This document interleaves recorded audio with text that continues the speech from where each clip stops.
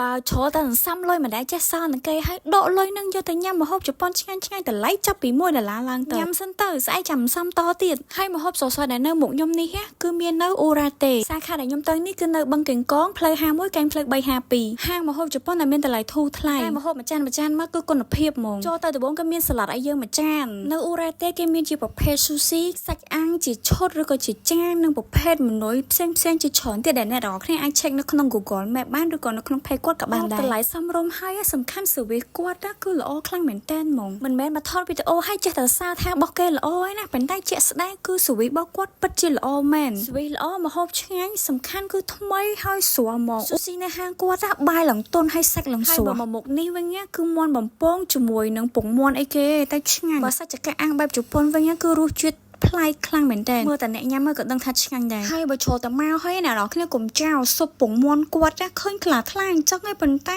ជាតិខ្លាំងហ្មងនៅផ្ទះធ្វើខ្លួនឯងក៏អត់បានរសជាតិដូចនៅគាត់ដែរនៅអូរ៉ាតេល្បីជាងគេគឺរឿងសាច់អាំងហ្មងសាច់កន្លែងគាត់ពណ៌ឡើងក្រហមស្រស់សំខាន់មានជាតិជូស៊ីនៅក្នុងនឹងទាំងសាច់ទាំងបន្លែទាំងទឹកជ្រលក់ដាក់មកចាប់ជាតិគ្នាហ្មងជាពិសេសគឺជ្រលក់ជាមួយនឹងពងមាន់ឆៅអូយឆ្ងាញ់សាហាវការតបតែងក្នុងហាងគេគឺបែបទំនើបមើលមកគិតថាអូយហាងហ្នឹងថ្លៃអត់ហ៊ានចូលទេប៉ុន្តែចាក់ស្ដែងចូលទៅគឺតម្លៃសមរម្យហើយធូរថ្លៃមែនតើអូរ៉ាតេមានសាខាច្រើននៅភ្នំពេញហើយបើកជាង10ឆ្នាំហើយអញ្ចឹងអ្នកនរគ្នាអាចទុកចិត្តបានបើចង់ញ៉ាំម្ហូបជប៉ុនឆ្ងាញ់ៗអាចមកហៅអូរ៉ាតេបាន